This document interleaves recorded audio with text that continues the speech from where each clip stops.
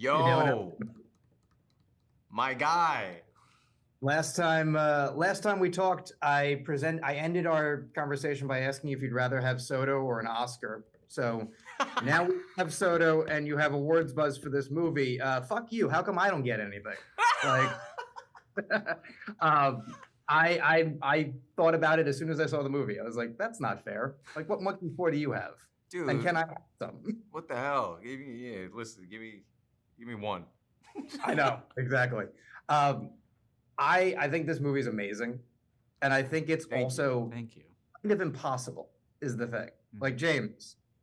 You write it. I'm sure you're pleased, and you think like this could work, but it also really could, right? Yep.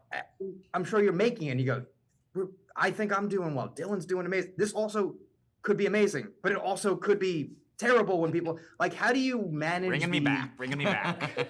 how do you manage the possibility of I think I'm doing something no one's done before, but if it doesn't work, it's awful. But if it does, people will respond because that's obviously the goal, right? To get a response out of a viewer. If they don't, if they go, that's fine, and they want to go have lunch, you failed even if the movie's good.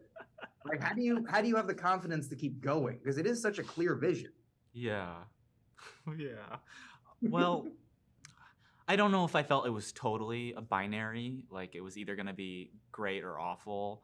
I felt like throughout the process, because I wrote the first draft in 2015, I got a lot of feedback on the way. So I thought maybe it would just be more polarizing or it'd be more niche. I think the thing that surprised me is how much empathy audiences have felt towards both characters. Right. In terms of the swings of the film, I don't know. I guess we felt a little bit. Uh, we shared this script with everybody in Hollywood. Over 100 financiers passed on the film, but we, kept moving forward. I think there's a resilience to that mentality that we just felt like we're gonna dig our heels in and just make the movie that we wanted to make. I feel like because we were flying under the radar, there weren't really any expectations on this film, and that kind of liberated us to do something different and original. And I'm really grateful that the team that we assembled all shared that vision. Oh yeah, it clearly is everyone on the same page because it is, like I said, I think I've never seen a movie quite like it before because it does ask you to associate and to feel for people who are doing things that you're like, no, I don't like that. I wish that wasn't what was happening. Mhm. But you set it up so clearly that you have to live with it for a while. Mm. And I think that's sort of the key. A lot of times this is like Mm. builds up to the last 10 minutes. We get it all out of the way, and then you walk out going, I really don't like that thing they did. Mm. But here's so much of it you see early and you're thinking about it and you're either justifying it or being mad at the character. And by the time you get to a resolution, you actually want a resolution. It's not just, oh, I feel like I watched a movie where I got, a movie thing happen. You're watching two human beings. You're like, there are times where I would definitely be friends with them, and there are times where I would be like, you might need to be separated from society for a while. You're doing things crazy. But like I think that's the key of the movie is you guys just play it so realistically, even if the things happening are less likely to happen in society than normal. And I think that's such a clear vision from directing and acting. Mm. And Dylan, I'm sure that was part of the appeal. Oh yeah, I mean, it was a huge, a massive part of the appeal, and something we always talked about and loved about the film was, how polarizing it could be, and or maybe divisive, and that maybe it wouldn't be for everybody. But like you say, right? It's like that's. I think everybody on board was excited to take a swing like that. We're all in the same vein of wanting to make something. Maybe slightly provocative in that way, like as you said before, like a viewer shouldn't be just going to lunch and forgetting about it afterwards. You know what I mean? Like, what is the definition of enjoying a film or liking a film, or And I think that a lot of the time is like it stays with you, for better or for worse or whatever, for processing sake.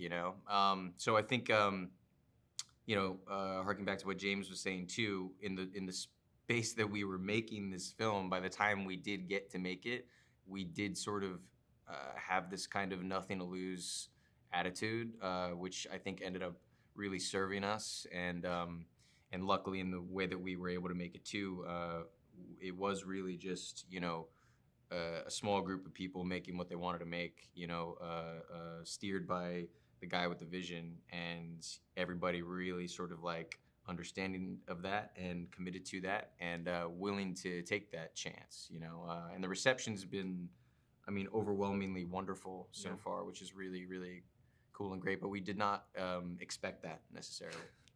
No, but that's what happens if you do good work. Because like you get right on. You read a lot of scripts where you go, this is for everyone, but it's everyone in the way that I've seen it, or it's meant to be disposable. And there's nothing wrong with that. We all watch that stuff. But like as an artist, you know, even if you don't live with the project every second of every day, and you go home at night and you think about what the Mets and the Jets are doing, like I do, you know, you still want to be engaged. You still want to feel like, oh, I care about what I'm doing. I care about the part I'm thinking about. And this is, you know, the most that could possibly be of, I'm always going to be thinking about this character, even if I don't always understand what they're doing.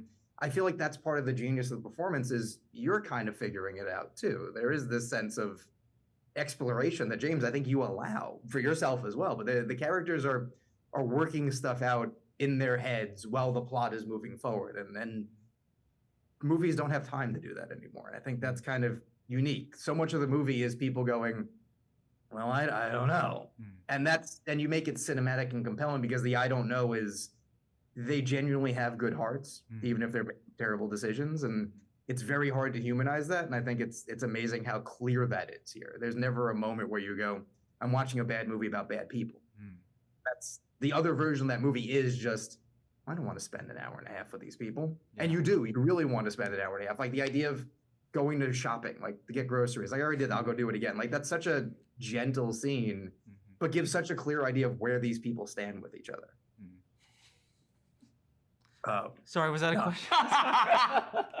More a compliment, it seems. But no, it's funny because I saw it at home at Sundance like a lifetime ago. I'm leaving for Telluride. Like, you know, just to linger for that long in your brain, it means it's doing something right. And obviously, you know, it got a lot of attention at the festival, most of it very good. And like, you know, how does it feel that people still want to talk about something like you said you wrote 10 years ago? It got made a year or two ago. You know, it came out to festival audiences 6 months ago, and now people still are talking about it with enthusiasm. You know, the odds of that happening are so low for anything, let alone a movie that is specific. Like, how does that feel? I mean, my cheeky answer, it feels like comeuppance. There you go. But no, Dylan and I have talked a lot about, because, you know, we met in 2020 and have been trying to push this boulder up a hill for so long. I think we're just overjoyed. I think, speaking to what you said about good people making bad decisions, for me, because I spend so much of my life creating the film, I mean, the audience will only spend an hour and a half with it, but this is, you know, 10 years of my life. Like, I personally, as a filmmaker and a writer, care about my characters and what happens to them after the credits roll. So I tried to construct a movie that is a movie that I want to watch, and that is something that also has value if you want to return to it, and then you can see a different layer upon a rewatch. So those are my favorite films, is ones that I return to, and I guess that was part of the objective here.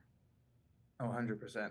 And also just a perfect rendition of The Sims, to the point where I did not realize that was just a costume people were wearing in the still, and watching the scene. Like, so just in terms of no budget filmmaking still.